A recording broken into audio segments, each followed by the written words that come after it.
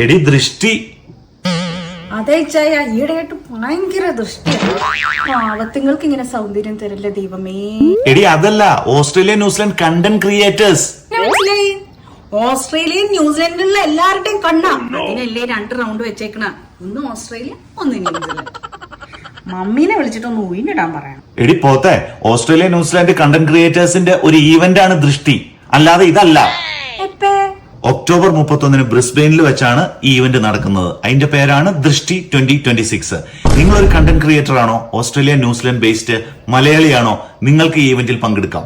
എല്ലാ വിവരങ്ങളും നമ്മളുടെ ഒഫീഷ്യൽ പേജിൽ ഉണ്ട്.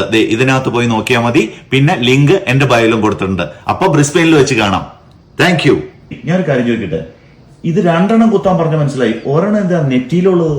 നമ്മളെ വന്ന വഴി മറക്കരുതല്ലോ, അപ്പൊ ഇന്ത്യക്ക് വേണ്ടി ഒരെണ്ണം കുത്തിയതാ. ശരിയല്ല, ഓരോന്ന് ഒപ്പിച്ചോണ്ട്